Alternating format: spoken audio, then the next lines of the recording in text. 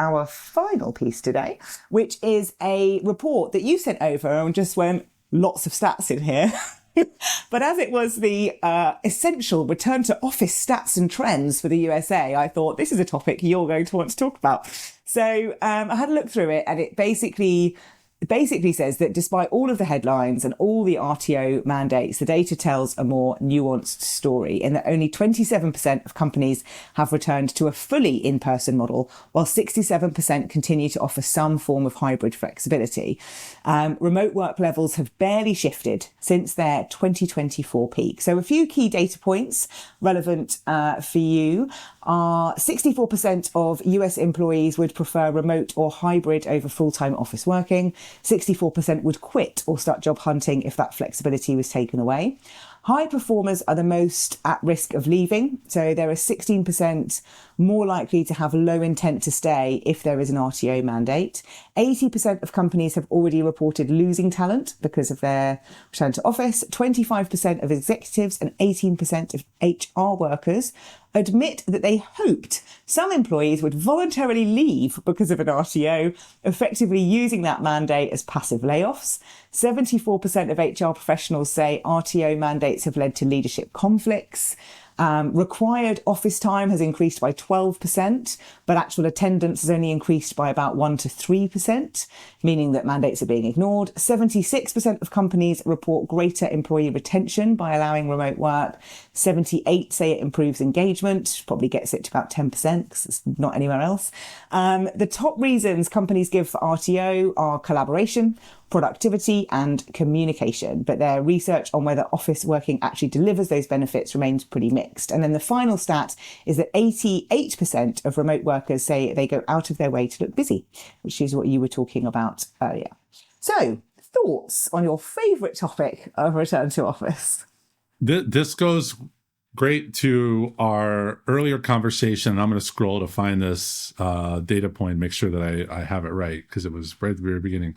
Oh, and we got to say that people are engaged, but they're planning to leave. Mm-hmm. This is a great example of that it's not the engagement that could be deciding whether or not people leave. It could be simply, what is your workplace policy on style? Are you flexible? Are you not? Is it hybrid? Is it not? Are you mandating workplaces? That employee could be one of your most engaged employees. And if that's what you value, you are then damaging that by saying you need to be in the office 5 days a week or whatever it is.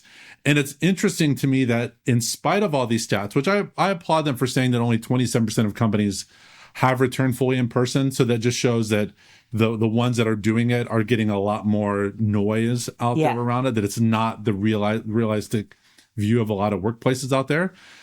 But none of these data points point to the fact that it works. Unless this stat where 25% of executives and a fifth of HR workers are using RTO to get people to leave. How weak is that? That rather than just like, you want this person to leave, rather than have the gall to just, or the nerve or whatever to say, this person's got to go. Yeah. If we do this policy, maybe they'll just leave on their own. How weak is that? Yeah.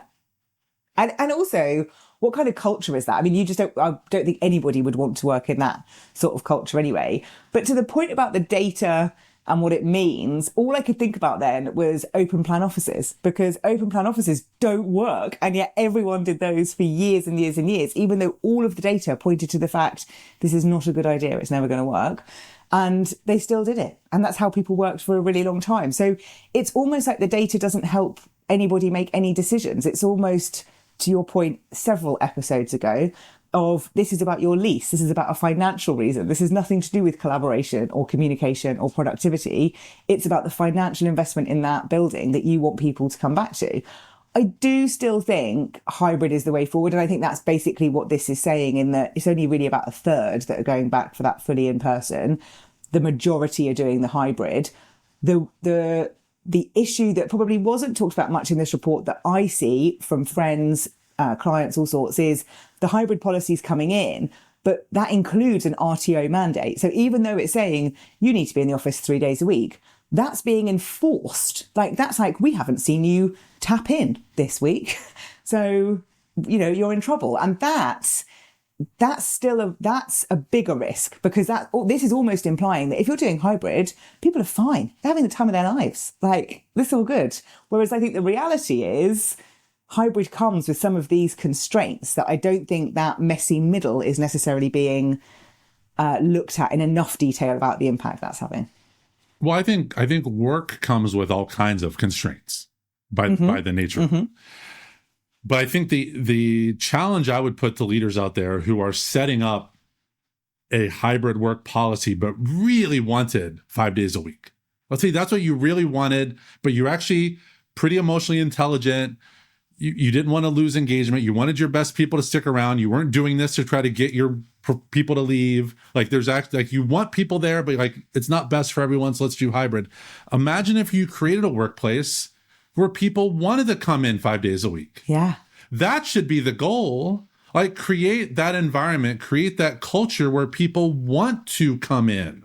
Then imagine what these data points would look like at that point. Yeah. Yeah, you're right. It's such a good flip, isn't it? Because, and I wonder if you did an exercise with a leadership team to say, what would that look like? Like, if this was an environment where people wanted to come, what would this office need to become or be like? And they probably don't know, because no one's asked that question.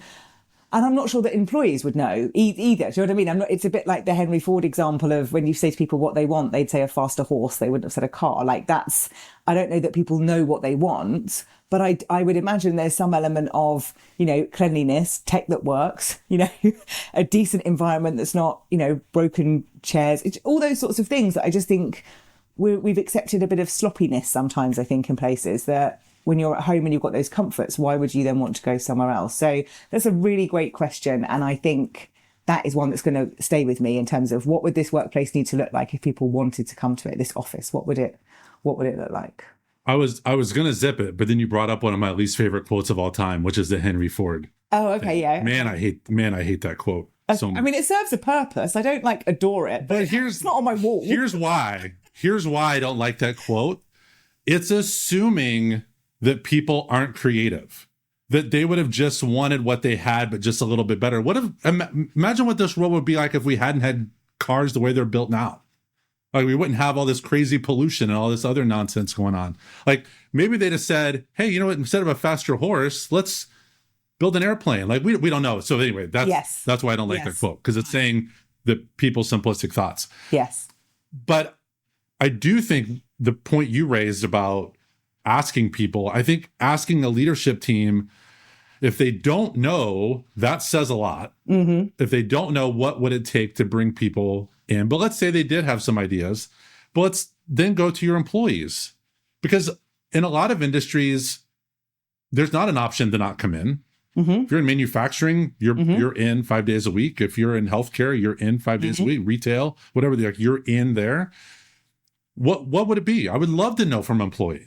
What would a workplace be like where if you have the option to come in, you would want to come in 5 days a week? Is it something like, well, I don't want to be there from 8 to 5.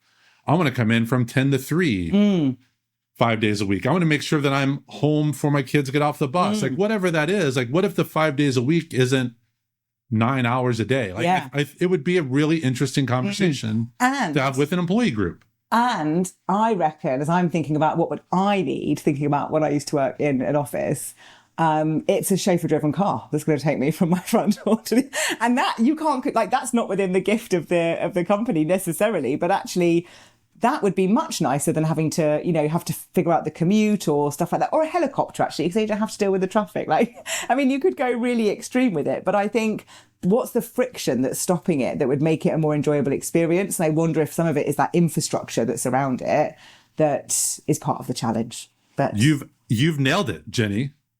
You figured it out. This is because the people who are oftentimes deciding these RTO policies, they have drivers. Do you think the CEO of Chase is driving himself into work every day? No. All these people who are making, not all of them, a lot of these, they have drivers. They aren't experiencing what you just described. Yeah. They truly are out of touch with it. Yeah, that was always my life goal when I used to see the CEO with the car was out the back waiting for her to go downstairs. And I was like, man, that is a goal, isn't it? Like, just be driven everywhere. Oh, lovely.